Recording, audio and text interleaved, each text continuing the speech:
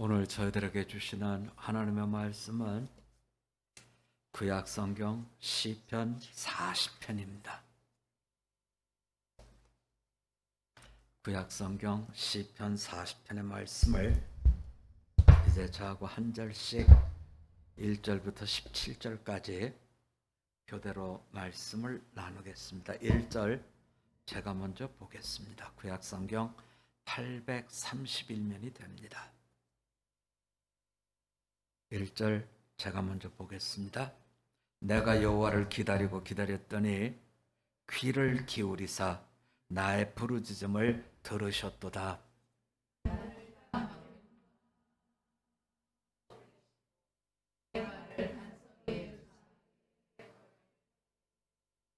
새 노래 곧 우리 하나님께 올릴 찬송을 내 입에 두셨으니 많은 사람이 보고 두려워하여 여호와를 의지하리로다.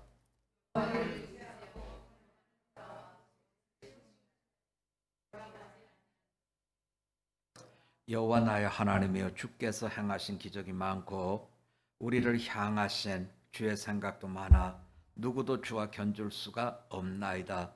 내가 널리 알려 말하고자 하나 너무 많아 그 수를 셀 수도 없나이다.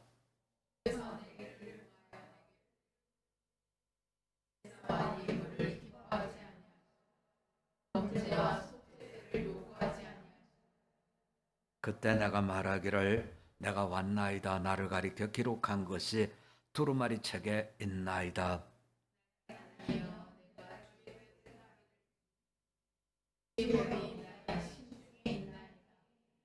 내가 많은 회중 가운데에서 의의 기쁜 소식을 전하였나이다. 여호와여, 내가 내 입술을 닫지 아니할 줄을 주께서 아시나이다.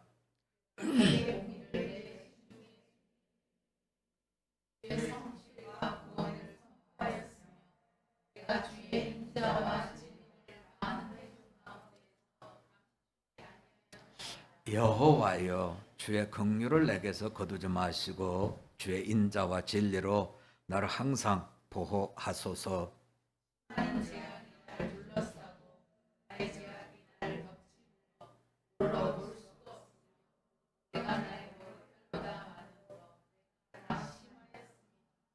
여호와여, 은총을 베푸사 나를 구원하소서. 여호와여, 속히 나를 도우소서.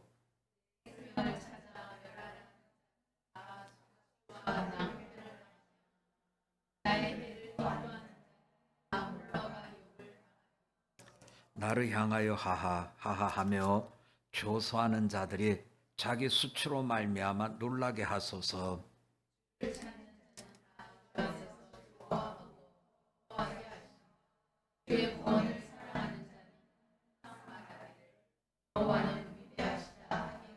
우리 다 같이 17절 말씀을 나눕니다. 나는 가난하고 궁핍 바오나 주께서는 나를 생각하시오니 주는 나의 도움이시오 나를 건지시는 이시라. 나의 하나님이여, 지체하지 마소서. 아멘. 오늘 저희가 같이 나눈 시편 40편의 말씀 두 번째죠. 지난 시간에도 이 말씀을 했고요. 이제 오늘 또 하면 두 번째 시간이 되는데, 제목은 나를 구원하소서, 이런 제목입니다. 우리가 잘 아는 대로 다윗은 믿음의 사람이고 기도의 사람입니다. 저희들도 기도하러 모였고 저희도 믿음의 사람으로 살아가려고 애를 쓰고 있습니다. 여러분들이 기도를 해봐서 아시겠습니다만 이 기도는 하나님이 좀 들어줄 것 같아. 이 기도는 하나님이 잘 안 들어주실지도 몰라. 혹시 그런 생각이 들어본 적이 있나요? 왜 그런 생각을 해볼까? 해보면 내가 하나님 앞에 나가는데 뭔가 내 마음에 걸리는 게 있어요. 하나님이 잘 안 들어주실 것 같아. 하나님이 잘 들어주실 것 같아. 그때 내 마음에 걸리게 하는 부분이 뭐냐 하는 거죠. 자, 오늘 말씀으로 우리 가볼까요? 12절입니다. 자, 우리 한번 12절을 같이 읽어보자고. 시작.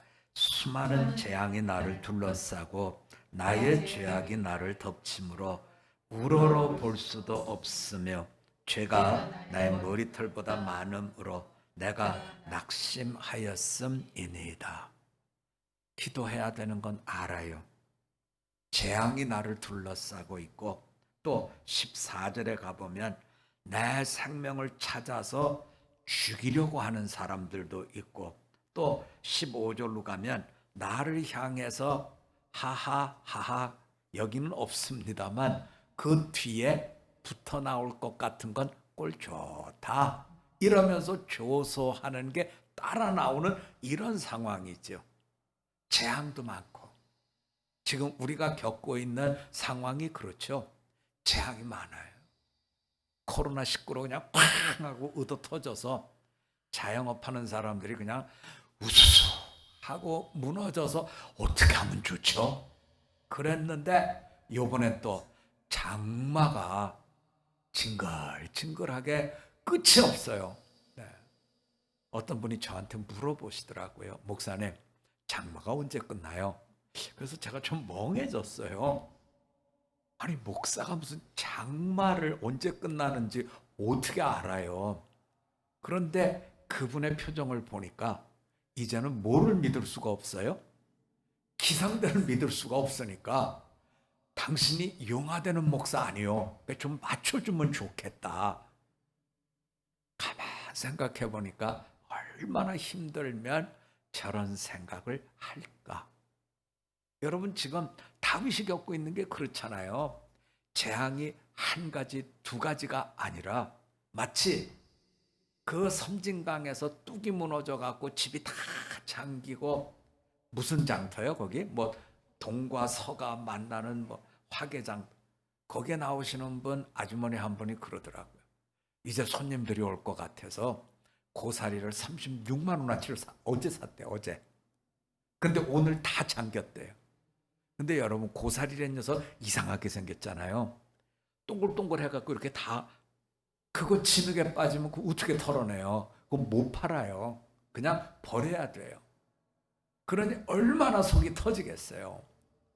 그런 것처럼 다윗에게 지금 재앙이 나타나서 어려움이 여러 가지로 있는데, 자기를 죽이려고 하는 사람도 있고 꼴 좋다 이러는 사람도 있는데, 다윗이 정말 힘든 것은 내가 재앙이 많은 것, 또 나를 죽이려는 사람이 있다는 것, 또 나를 조롱하는 사람이 있다는 이것도 있지만, 정말 어려운 건 뭐냐면 12절로 우리 가서 보면요, 10절에 이렇게 나오죠.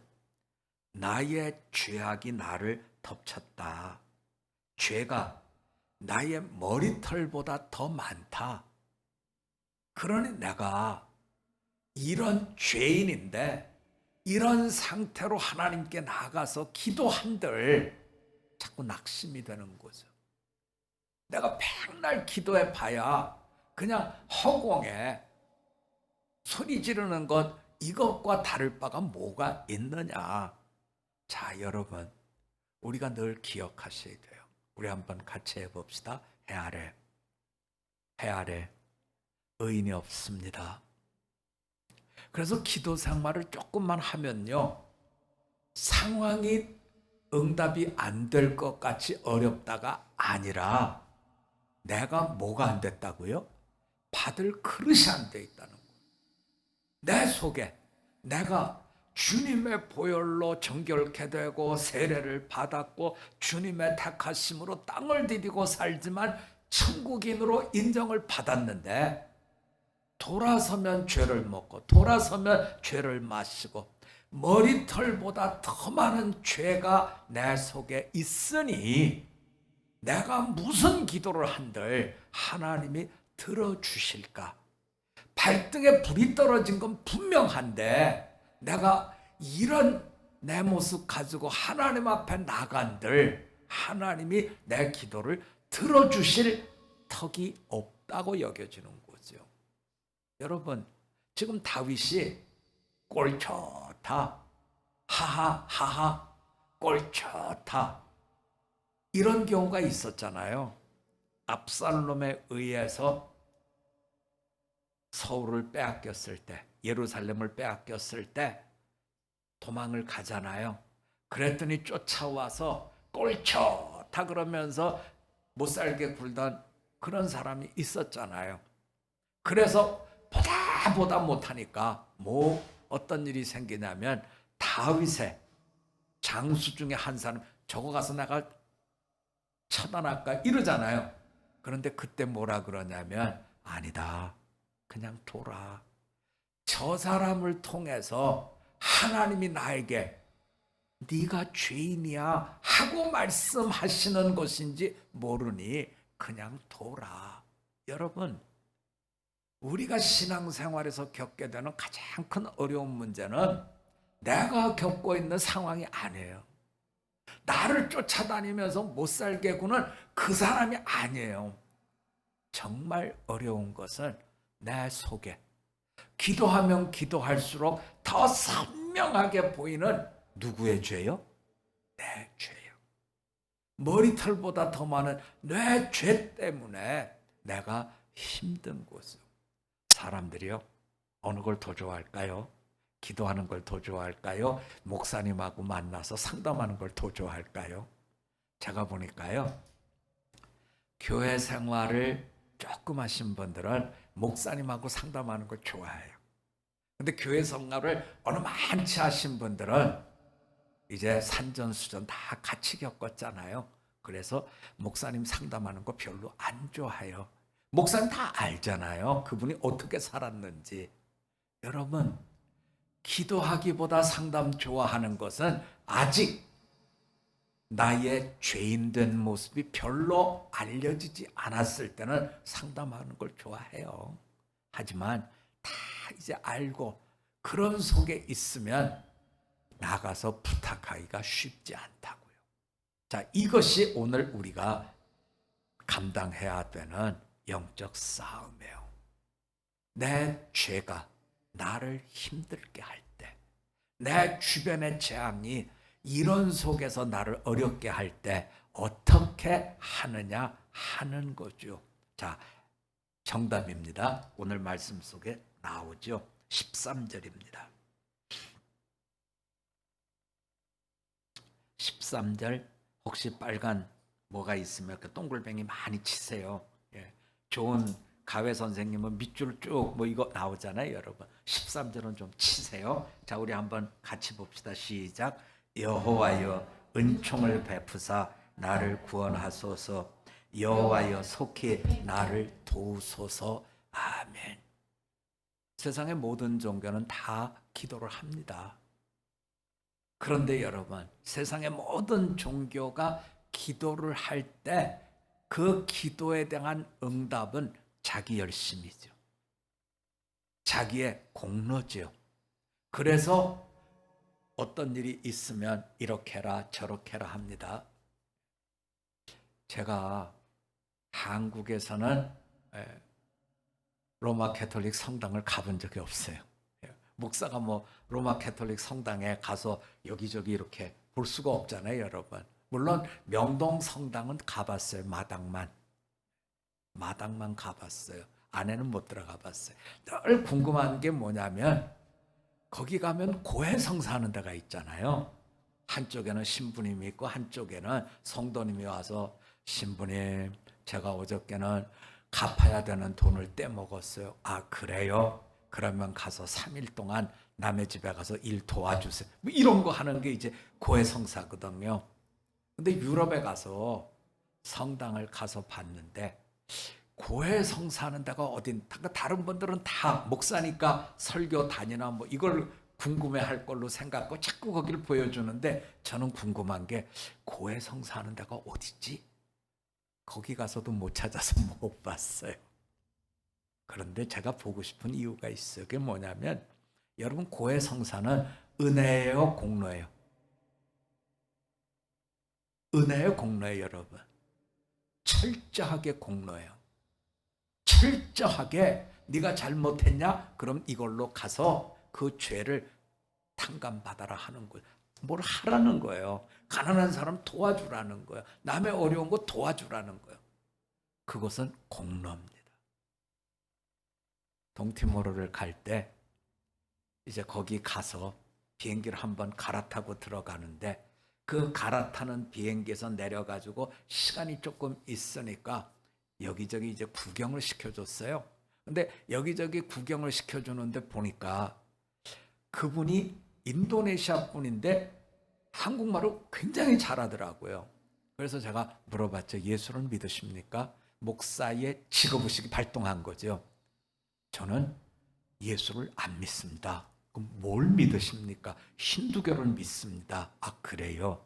그래서 힌두교를 믿는다 그러니까 또 궁금해지잖아요. 또 물어봤죠. 그러면 어떻게 신앙생활을 하십니까? 그랬더니 매일 자기네들 신 앞에 꽃을 갖다 바친대요.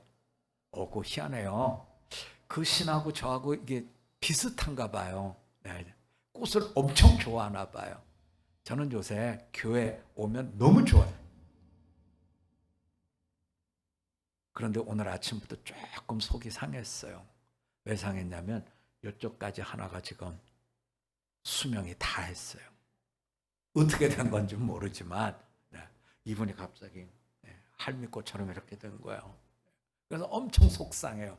이제 이번 토요일 날 물 주고 나면 요거를 조금 우리 이제 박삼열 집사님이 이거 옮기는 담당이거든요. 조금 이렇게 돌려서 안 보이게 해달라고 부탁하려고 그래요.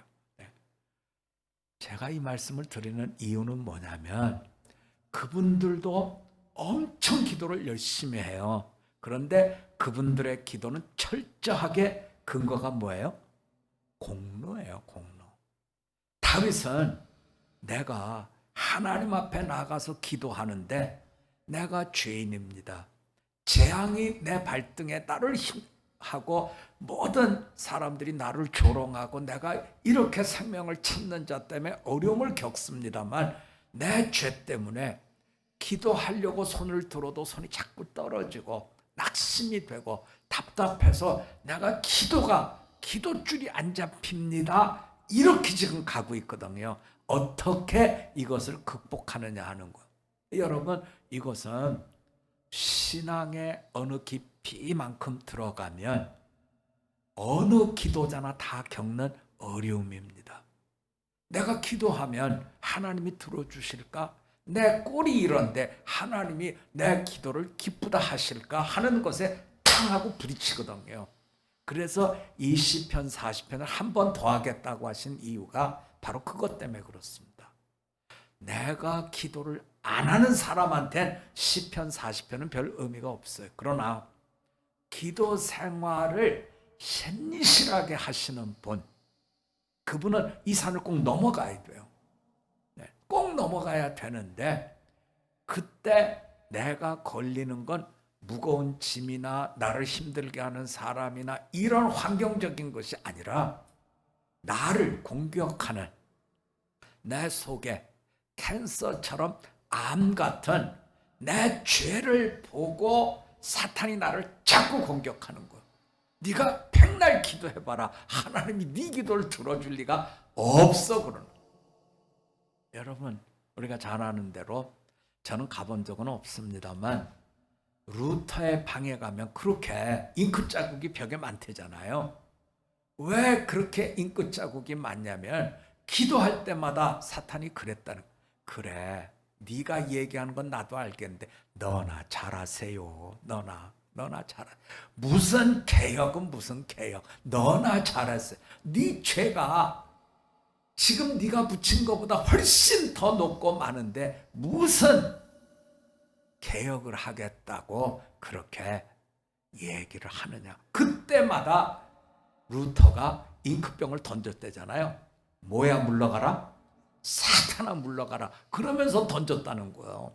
그러면 루터는 개신교를 출발시키면서 뭐를 붙든 거죠? 오늘 말씀에 보니까 은총을 붙든 거예요. 절대적 은총을 붙든 거예요. 공로를 붙든 게 아니라 은총을 붙든 거예요. 여러분, 저는 이 말씀을 묵상하면서 왜 우리는 로마 가톨릭에 대해서 저분들과 손을 잡고 뿌리가 같잖아요, 여러분. 로마 가톨릭하고 개신교는 뿌리가 같잖아요. 성경도 구약도 보고 신약도 보고 같이 보잖아요. 그분들도 뭐 만나보면 참 사람들이 아주 건실해 보이고 정결해 보이고 그러잖아요. 저는 스녀님 볼 때마다 늘 발을 봐요. 혹시 저분들은 땅을 디디고 살지만 발에 흙이 안 묻는 분들이 아닐까? 보면 아주 그냥 깨끗하잖아요, 여러분. 그런데 로마 캐톨릭이 왜 그렇게 자기들의 모든 것들을 깨끗이 하는데 우리하고 다른 걸까? 뭐가 다른 걸까?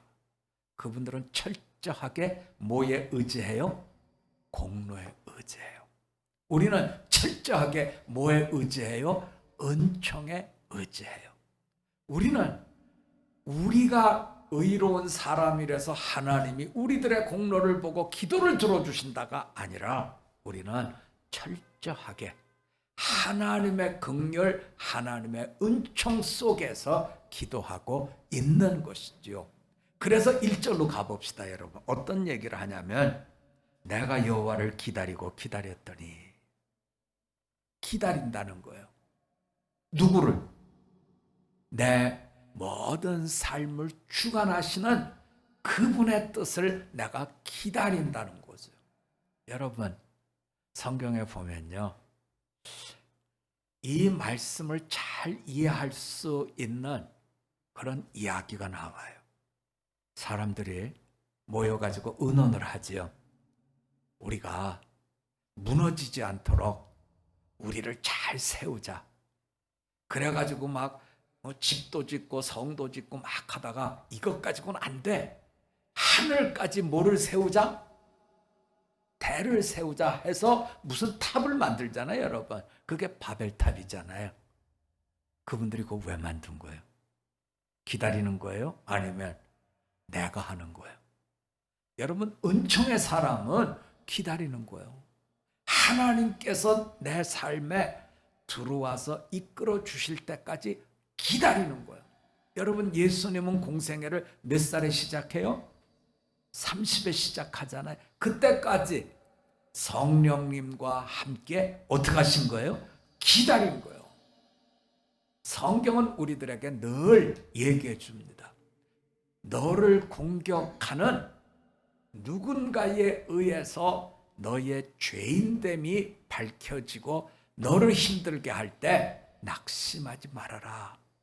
해 아래 의인은 있다 없다? 없다. 너나 나나 다 죄를 먹고 죄를 마시고 살았다. 그런데 그 사람들은 마치 자기들은 아닌 것처럼 위선 또는 자기들은 아닌 것처럼 가면을 쓰고 자기들의 공로로 뭔가를 하려고 한다. 그건 아니다. 우리는 철저하게 나는 죄인입니다라고 하는 내 자화상을 그대로 갖고 가서 하나님에게 뭘 구한다? 긍휼을 구한다는 거죠.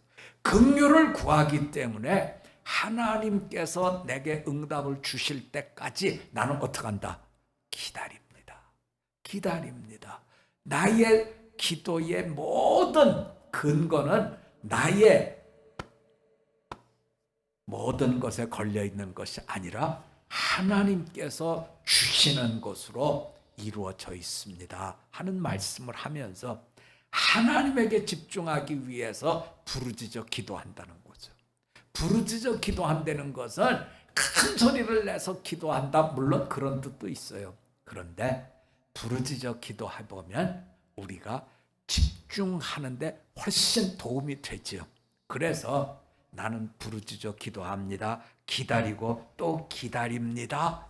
이렇게 하나님께 나가서 기도를 하더라는 거죠. 그리고 한 가지만 우리가 더 마음에 두시면 좋을 것 같아요. 자, 어디를 보시냐면 3절을 좀 보자고요, 여러분. 3절이요? 3절입니다. 우리 한번 같이 읽는다. 시작. 새 노래 곧 우리 하나님께 올릴 찬송을 내 입에 두셨으니 많은 사람이 보고 두려워하여 여호와를 의지하리로다. 자, 하나님께서 기다리는 나에게 반석 위에 나를 두시고 내 걸음을 경고케 하시고 나를 끌어올리셨을 때, 다시 말하면 기도의 응답이 나에게 주어졌을 때 나는 하나님의 이와 같은 은총 베풀어 주심에 대해서 뭘로 하나님께 드린다고요? 새 노래로 드리는 거예요. 새 찬양으로 드리는 겁니다. 다르게 표현하면 성도의 기도 유지는 뭘로 유지됩니까? 우리 한번 같이 해봅시다. 범사에 감사합시다. 여러분, 범사에 감사해요. 아마 이 얘기를 제가 장마에 지금 엉망이 된 그곳에 가서 범사에 감사하십시오 그러면 저보고 그럴 거 미친놈이네 저거. 너는 장마 이렇게 돼서 이렇게 된 거 안 보이니? 하고 얘기를 할 거예요. 여기서 빠진 게 있어요. 그게 뭐냐면 나는 장마에 이렇게 어려움을 겪지만 누구를 기다린다고요? 하나님을 기다린다고요. 이 어려움을 고쳐주실 분은 누구라고요? 하나님이라고요. 그래서 나는 기다리고 있고 하나님께서 나를 끌어내시고 나에게 거기서 가장 좋은 걸 주실 줄 믿기에 나는 새 찬양으로 하나님께 드립니다. 다른 말로 하면 새 찬양은 내 삶에 주어진 모든 일을 찬양, 다른 단어로 하면 감사합니다. 우리는 찬양이라고 쓰고 뭐라고 읽으셔야 돼요? 감사라고 읽으셔야 됩니다 하는 말씀을 오늘 우리들에게 주고 있는 것이죠. 우리가 이 말씀을 대하면서 우리의 기도가 자라기를 원한다면 내가 머리털보다 더 많은 죄를 가진 죄인인데 어떻게 하나님 앞에 나갈 수 있을까 하는 문을 여는 방법을 아셔야 돼요. 이 방법은 내 공로로 나가는 게 아니라는 거죠. 왜 우리가 개신교입니까? 우리는 공로로 나가지 않고 뭘로 나가겠다고요? 은총으로 나가겠다. 주님의 보혈의 은혜 속에서 나갑니다 하는 절대적 은총을 붙들고 나가고 더 그 말씀을 우리 마음속에 두기 위해서 나는 주님께서 주시는 때를 기다리고 나는 그 속에서 부르짖으면서 주님 오시는 그 길을 바라볼 것이고 허락되면 주님께서 끌어올려 주시면 나는 그것을 받고 새 찬양으로 하나님을 높이겠습니다. 다른 말로 표현하면 내가 기다리는 동안 또 내가 겪은 동안 그리고 하나님께서 주시는 그 모든 속에서 나는 찬양이라고 쓰고 범사에 감사라고 읽겠습니다 하는 이 고백을 성경은 우리들에게 다윗을 통해서 다시 한번 일깨워 주고 있는 것이죠. 언제든지 내 공로를 의지해서 세상을 살아가는 것이 아니라 하나님이 주신 은총 속에 기다리고 받은 뒤에 감사 찬양으로 내일을 이어갈 수 있는 기도의 용사들이 다 되시기를 주님의 이름으로 부탁드립니다. 우리 한번 같이 기도드리겠습니다. 하나님 아버지, 우리가 기도를 할 때 응답이 오지 않으면 그래 나 같은 죄 많은 사람이 무슨 응답이겠어 하면서 낙심하게 되는데 이 낙심을 몰아낼 수 있는 우리에게는 힘이 없습니다. 그런데 오늘 시편 40편의 말씀을 통해서 기도는 우리의 공로를 근거로 하는 것이 아니라 하나님의 긍휼 입혀주심 은총으로 하는 것임을 일깨워 주시고 또 응답의 때도 내가 결정하는 것이 아니라 믿고 맡기고 기다리는, 그래서 우리를 끌어올리셨을 때 우리는 거기에서 새 찬양, 하나님께 우리는 감사 찬양을 드리면서 오늘부터 시작되어진 내일로 영생의 길을 범사에 감사하며 나갈 수 있도록 말씀으로 일깨워 주신 것 감사드립니다. 참으로 어려움이 찾아왔을 때, 나의 죄인됨이 나를 힘들게 할 때 긍휼을 잃지 않게 하옵시고 은총을 붙들고 기도할 수 있는, 그래서 하나님의 동행자로 설 수 있는 우리 모두가 되기를 간절히 간구드립니다. 오직 하나님의 긍휼하심, 은총 속에 하나님과 동행하는 우리로 세워지기만을 간구드리며 예수님의 이름으로 기도드립니다. 아멘.